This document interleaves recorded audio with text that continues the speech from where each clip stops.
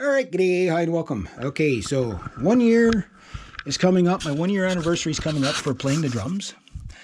And I'm going to talk about what I've learned as a self taught drummer, why I did it that way. And I know everybody will have something to say about it. But, so it should be fun. I'm going to grab my other stickies. I got the nylon tip here, so.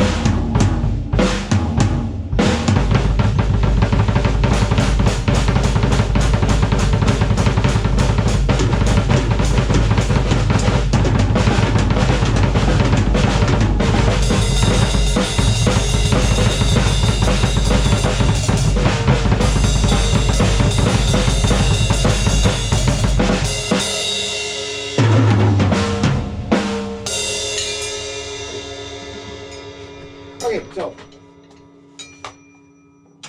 that's where I'm at 1 year in. I got the double pedal about 6 months in.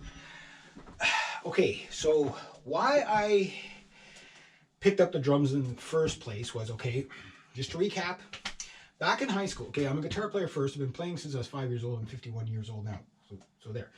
But back in high school, I took a music class, and half the semester was playing the bass, the other half was playing the drums. So I learned a little bit about sheet music and stuff like that and the basics of drums back then.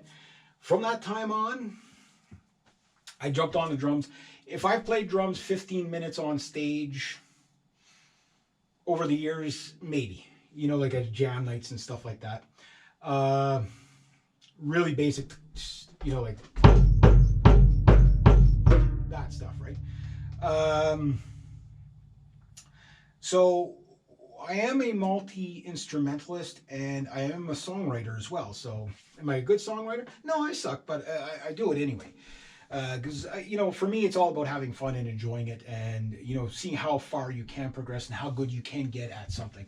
The beautiful thing about any instrument you pick up, and this is why if you're going to if you reject everything else I say in this video, this one thing you should agree with.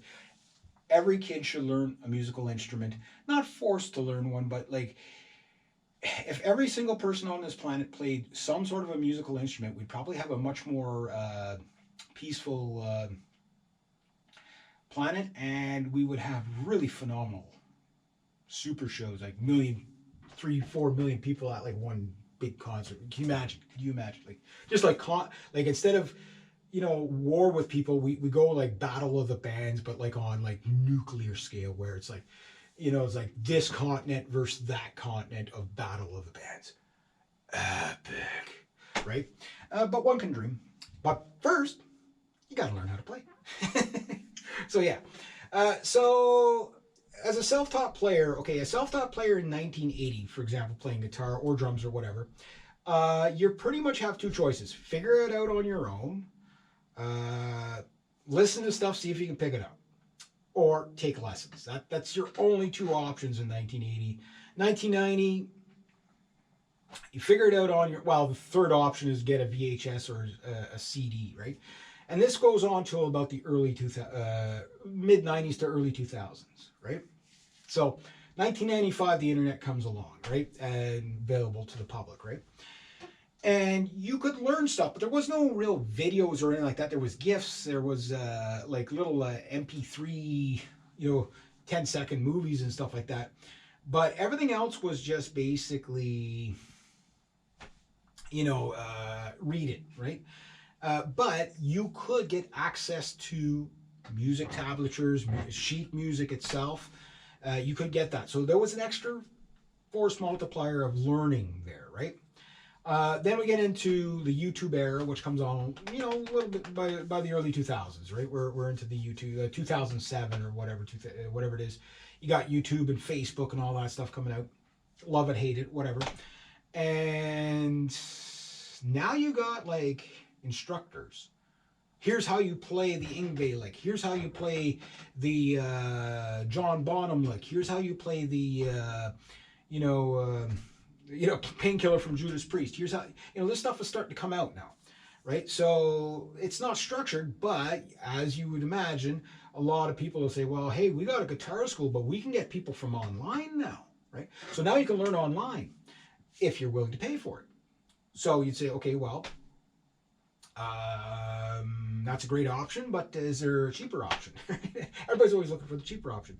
Well, you can go onto websites, for example, like Drumeo, like these sites, okay, here's how you get yourself going. And they'll only give you enough to get you going. You'll find all kinds of beginner stuff, right? The advanced stuff, it's out there, but it's usually guys that are like one up from just trying to get you as a client. They're like, no, this is how you do the double bass thing. Here's some of the tricks and stuff like that. And that's what I follow. That's what I'm looking at, right? So yes, Drumeo is great. I go there. The fundamental rudiments, I've been practicing at least once a month, every month, for the past 12 months, right? And I'm not great at it, but I also understand where that fits in. Coming from the guitar player and stuff like that, where music theory fits in. You can spend all your time on music theory. You can spend all your time on technique. You can do that, right? You can do that. You can put it wherever you want.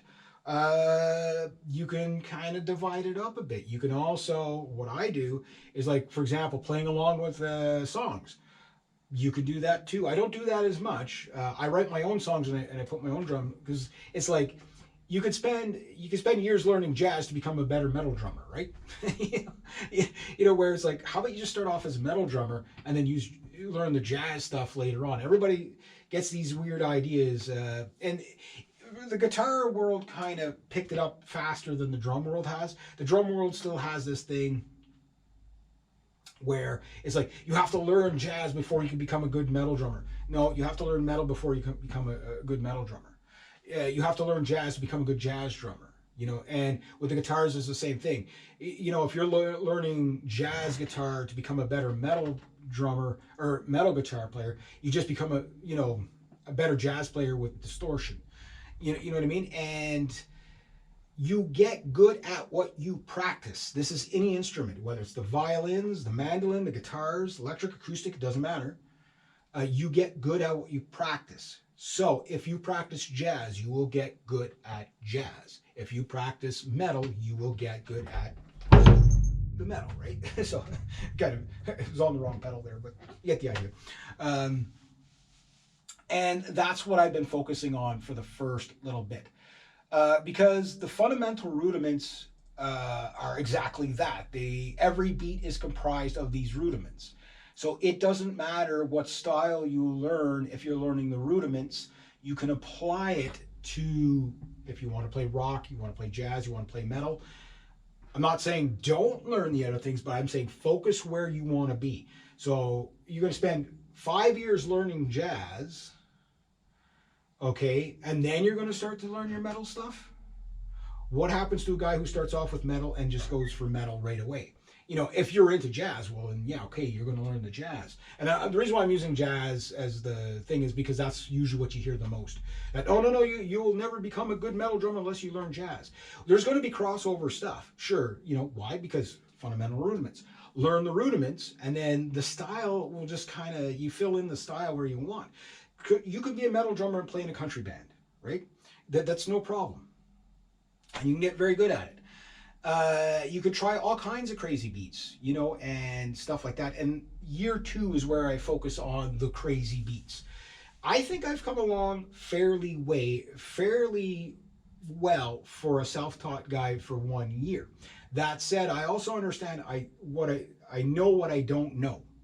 You know what I mean? And that's a big one when you're self-taught, is you don't know what you don't know, right? Like, so you think you're doing really good, and okay. So the way you learn this is by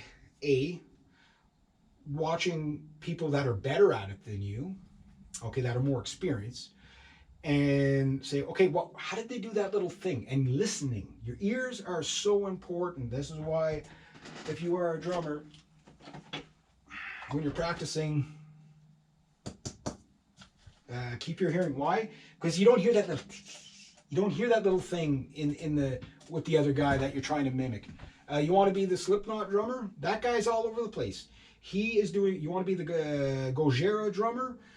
That guy is all over the place. I mean, the practice routines of these guys is number one, insane. But that's the level they want to be at. And how did they get good at it? You get good at what you practice, right?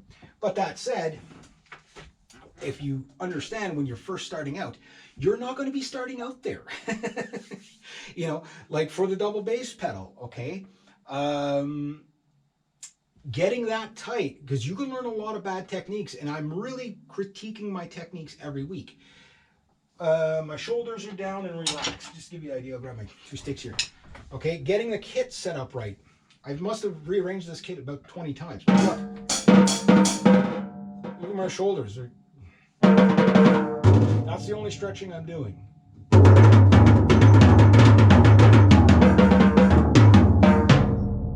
And then a little bit here, but not too bad, because even with my both feet on the pedals, bringing my pedals in, you know, getting the angles just right. I'm gonna put these on for a second here. Just quick little demonstration. So